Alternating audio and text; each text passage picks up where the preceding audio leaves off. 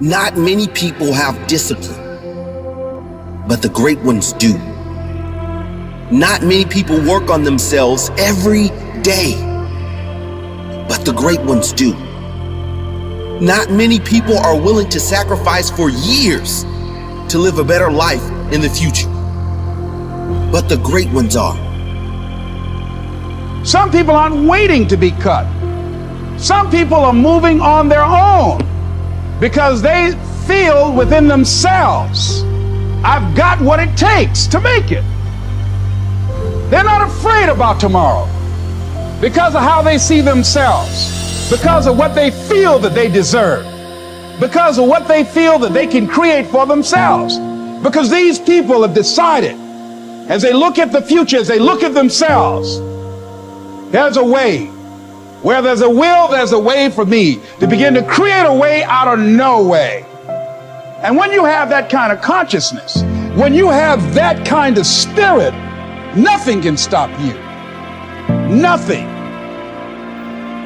Lazy people do a little work and think they should be winning, but winners work as hard as possible and still worry if they're being lazy. So if you're a winner, you ain't comfortable. You need to stop this whining, this crying all the damn time, and get up and do something about it. And the biggest thing I see getting in the way is your f***ing feelings. Your feelings. Where there's a will, there's a way. When you've got air in your lungs, then you have no excuse. It's just a matter of perspective. You're either gonna be a f***ing sheep, or you're gonna be a lion. You're gonna be an attacker and a go-getter. But if you want to sit there and cry, bitch, and moan and whine all the f***ing time while you can't, then you sit your ass on that bench with the losers, and you stay there. But don't expect me to turn around and pat you on the back and say, hey, good job for being a f***ing quitter. Get up and do something about it. The only way forward is to decide that you want that dream so bad that you are going to work harder, you're going to get up earlier, you're going to stay later, you're going to push past the people who doubted you and laughed at you and hated on you. I want you to be fearless. I want you to be decisive. I want you to make a decision right now that when you fail and you fall to your knees, I want you to remember the power of you, and I want you to get back up on your feet. Make a decision today that when you're in the darkness, you remember the power of you. Every day, move yourself. In the morning, move yourself. In the afternoon, move yourself. At night, move yourself. Be very intentional and very deliberate about moving yourself. If you don't work out, you don't get a muscle, right? So I always tell people there's a daily practice like grinding. If you don't do that, if you get up and you just have no discipline whatsoever, you get no value of anything. If diets don't work when you don't do them, exercise doesn't work when you don't do them. But most of the people have some experiences that they want to shift. And once you shift those things, your whole life changes. But life is constant growth. My life isn't here because I went to one seminar one time and now my life is fit for life. I work out, I train my mind, I train my body, and it becomes a lifestyle. As we begin to focus on developing ourselves, as we begin to elevate ourselves and not to follow the crowd, activating the thinker in us and disciplining and putting on hold the emotional part of ourselves, it's not easy, but through practice and practice and practice, practice makes improvement. You can always better your best. You can always go beyond anything that you have ever done.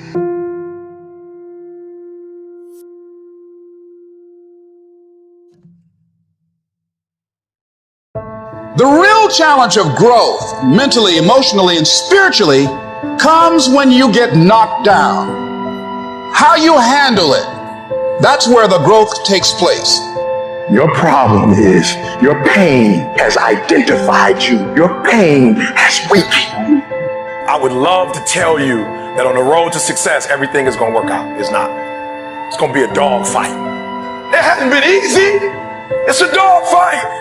The road hadn't been success. Like, it's just a paved road. And like E.T. go this way, it's been rough. It's been crooked. It's been hard.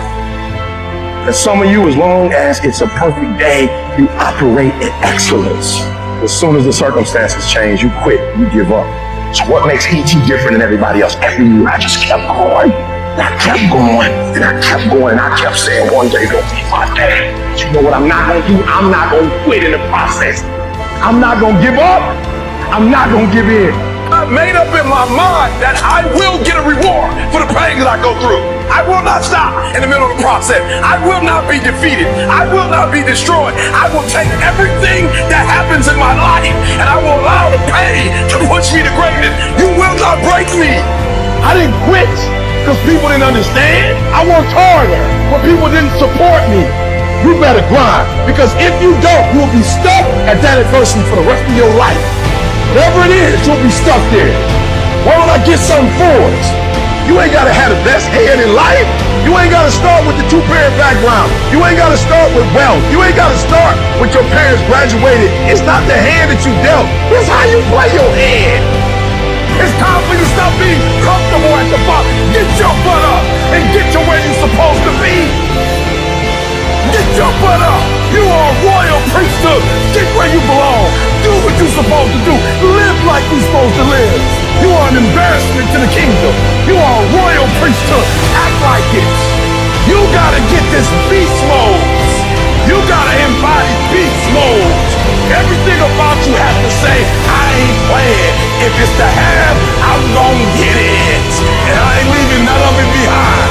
It's mine. Don't allow that inner doubt in you to tell you why you're not good enough. You ignore that inner voice and all of the external voices. Don't judge the possibilities for what you can do based upon the circumstances, because the circumstances won't determine who you are. Doesn't matter how many mistakes you've made. Doesn't matter how much money you've lost. In fact, I see it only as an investment, what you learn from life.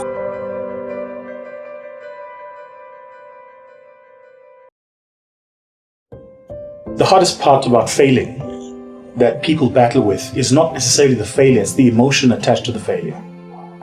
Because we come from, human beings are social creatures. So that's why you live with your family. You don't live alone. That's why you live in a society and a community. That's why you go to a church. That's why you go to an office. And everywhere you go, when you get there, there are other human beings. Human beings are social creatures. And a part of being a social creature is feedback. So you have the friends you have because you like the feedback. When you make a joke, they laugh. You go to the places you go to because you like the feedback. So as human beings, we're in a constant system of feedback. When you went to school, at the end of a term, you wrote a test or an exam for feedback. The hardest part about failing is you don't like the feedback. Because you don't know if you failed or if the business failed. Because you are the business, you're the entrepreneur. And so you have to deal with these emotions attached to failure. And then what happens is you start questioning yourself. You start asking questions like, am I really as good as I think I am? Like, am I really this good? Or has it just been my ego this whole time? And then you go back to that time when there was a guy in high school who told you you'd amount to nothing, or an ex-girlfriend or ex-boyfriend who told you that you would amount to nothing, and you go, maybe they were right. You know what's funny about human beings is if you wrote a test and you got 70%, your mind doesn't see the answers you got right. When you go through the exam paper after you get it back from your teacher, you look for the answers you got wrong. Because that's how we're wired as human beings. So if you have had 100 people tell you you're amazing and 3 people tell you you are useless, you will always remember the 3 people. It's what's called the imposter syndrome. So your internal dialogue starts being framed by negative perceptions of self, by self, based on the perceptions of others. So the real problem with failure is because it supports the 3 people who told you were worth nothing, not the 97 who told you you're amazing. So for me, that was like the hardest part, right? Like the hardest part was having to understand that I was not that failure, that the failure didn't define me, that it was a moment. You know, it happened, and and I needed to move on from it. And that failing doesn't make you any less of what you were. You're still great, you're still amazing, you're still smart and intelligent and hardworking, you're still all of those things. All of those things about you are true. The event does not define you. It's just an event. You're an athlete that showed up to run a 100-meter race and had a bad race. Doesn't mean you're a bad athlete. You had a bad race.